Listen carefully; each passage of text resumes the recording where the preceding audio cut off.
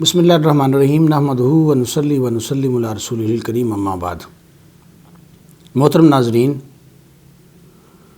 کل سے social media کے ذریعے، الیکٹرانک اور پرنٹ میڈیا کے ذریعے ایک مسئلہ بہت ہائی لائٹ کیا جا رہا ہے۔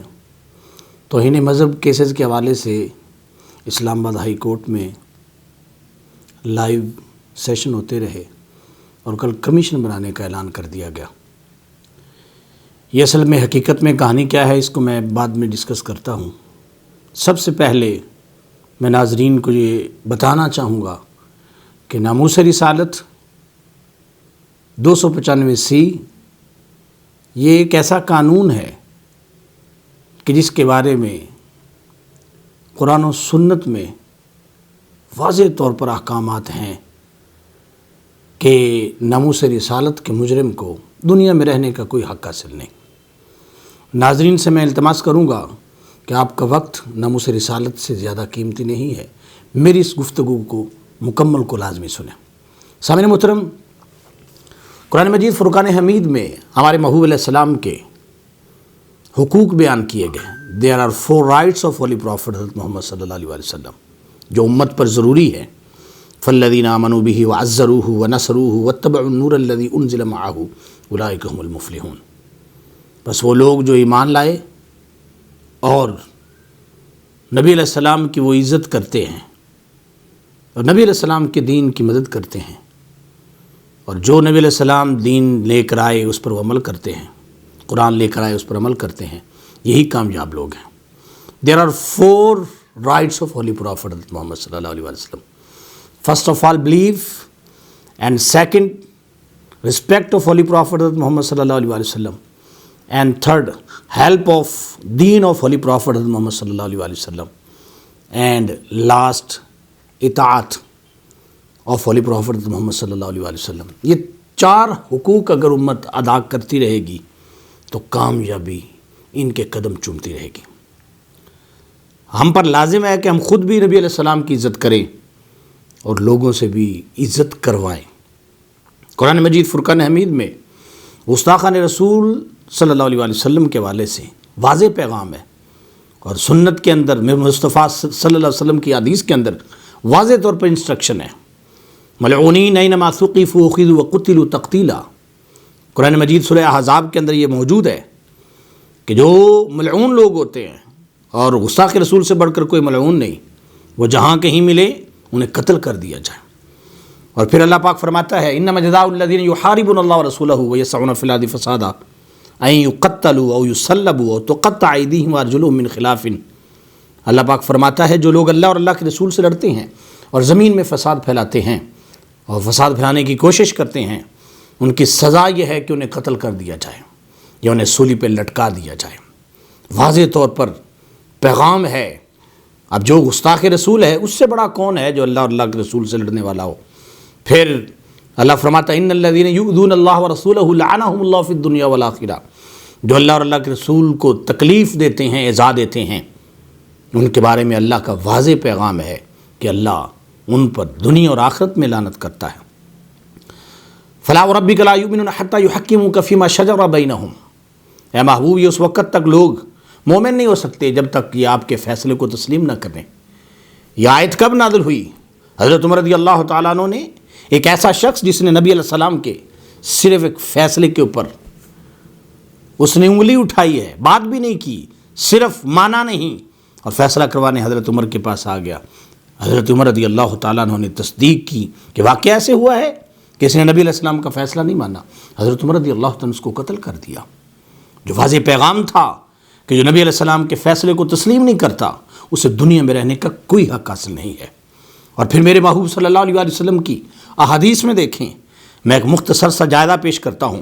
بخاری میں حدیث موجود ہے، کعب بن اشرف صرف اس لیے قتل ہوا، حضرت محمد بن مسلمہ نے قتل کیا کہ وہ گستاخ رسول تھا۔ ابو رافع قتل اس لیے ہوا، وہ گستاخ رسول تھا، حضرت عبداللہ بن عتیق نے قتل کیا، یہ بھی بخاری کے اندر موجود ہے۔ ایک صحابی رسول کی لونڈی نے میرے مصطفیٰ کو گالی دی، آپ نے اپنی لونڈی کو قتل کیا، یہ مستدرک کے اندر واضح طور پر حدیث موجود ہے۔ ابن اختل کعبے کے پردوں کے پیچھے چھپا ہوا تھا، حالانکہ کعبے میں جو آ جاتا تھا اسے معاف کر دیا جاتا تھا، لیکن کعبے کے پردوں میں چھپا ہونے کے باوجود اسے قتل کر دیا گیا کیونکہ میرے محبوب علیہ السلام کا گستاخ تھا۔ عبداللہ بن ابی سرح کے قتل کا حکم میرے مصطفیٰ کریم صلی اللہ علیہ وسلم نے خود دیا، ابو داؤد کے اندر موجود ہے، اور یہ ابن اختل والی جو حدیث ہے یہ بھی ابو داؤد کے اندر موجود ہے۔ ایک یہودن عورت نبی علیہ السلام کو گالیاں دیتی تھی، اسے قتل کیا گیا، یہ بھی ابو داؤد کے اندر موجود ہے۔ حضرت عمیر نے اپنی ہمشیرہ کو صرف اس لیے قتل کیا کہ وہ میرے محبوب علیہ السلام کو گالی دیتی تھی۔ ایک مشرک کو حضرت زبیر نے قتل کیا، مصنف عبدالرزاق کے اندر حدیث موجود ہے۔ ایک عورت جو نبی علیہ السلام کو گالی دیتی تھی، حضرت خالد بن ولید نے اسے قتل کیا، مصنف عبدالرزاق کے اندر یہ حدیث موجود ہے۔ ابن نوا کو حضرت عبداللہ بن مسعود نے قتل کیا، مسند ابی یعلا کے اندر حدیث موجود ہے، صرف اس لیے کہ وہ گستاخ رسول تھا۔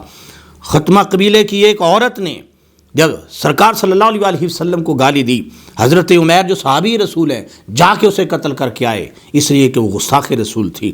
بنو قریظہ کی ایک عورت کو اس لیے قتل کیا گیا، مجمع الزوائد کے اندر موجود ہے کہ وہ گستاخ رسول عورت تھی۔ حویرث کو حضرت علی نے قتل کیا، میرے نبی علیہ السلام کا یہ گستاخ تھا۔ ابن اختل کی جو لونڈی تھی ارنب، اسے اس لیے قتل کیا گیا کہ میرے نبی علیہ السلام کی شان میں گستاخی کرتی تھی، البدایہ والنہایہ کے اندر۔ اور پہلی حضرت علی رضی اللہ تعالیٰ عنہ والی جو حدیث ہے وہ سیرت حلبیہ کے اندر موجود ہے۔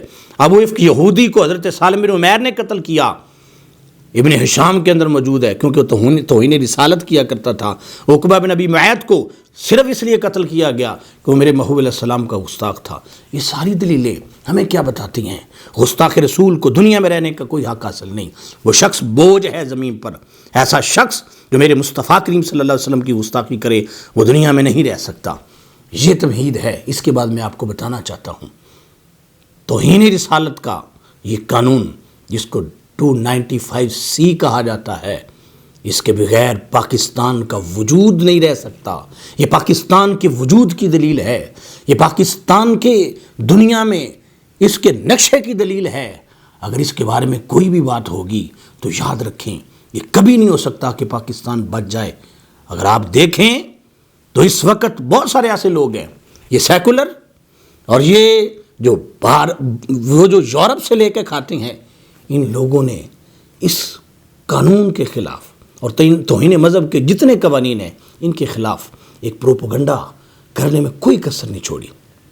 ابھی جو ریسنٹلی مسئلہ ہوا وہ یہ ہے کہ توہین مذہب کے گستاخ، ان کے بارے میں کچھ وکلا اٹھ کے کھڑے ہو کے کہتے ہیں کہ یہ جو کیس بنائے گئے ہیں یہ فیک ہیں، کچھ لوگوں نے صرف اور صرف کمائی کرنے کے لیے یہ کیس بنوائے ہیں۔ میرا سوال ہے، سب سے پہلا سوال یہ ہے کہ یہ سب کچھ کیوں ہو رہا ہے؟ یہ ایک پلاننگ ہے، یہ ایک منصوبہ بندی ہے، یہ اس قانون کے خلاف منصوبہ بندی ہے، اور توہین مذہب کے تمام قوانین کے خلاف یہ منصوبہ بندی اور پلاننگ کے ذریعے ہمارے ان قوانین کو کمزور کرنے کی کوشش کی جا رہی ہے۔ یاد رکھیں اس ملک میں اگر رحمت مسیح اور سلامت مسیح کو سولی پہ لٹکا دیا جاتا تو آج یہ گستاخ نہ ہوتے۔ سلمان رشدی کو اگر سولی پہ لٹکا دیا جاتا تو آج یہ گستاخ نہ ہوتے۔ اس ملک کے اندر اگر آسیہ ملونہ کو پھانسی پہ لٹکا دیا جاتا تو اس ملک کے اندر گستاخ نہ ہوتے۔ اس ملک کے اندر موچی اور بیلسا جیسی ویب سائٹ چلانے والے بدبخت لوگوں کو اگر لٹکا دیا جاتا پھانسی پر تو آج یہ سارے کے سارے جتنے بھی کیسز ہیں یہ نہ ہوتے۔ وجہ کیا ہے؟ یہ ہو اس لیے رہے ہیں کہ پاکستان نے ان لوگوں کو ریلیف دیا، وہ آج باہر بیٹھے ہیں اور پاکستان کے خلاف بات کر رہے ہیں۔ اور اب یہ بھی یاد رکھیں اگلی بات کہ گستاخی پہلے کم ہوتی تھی۔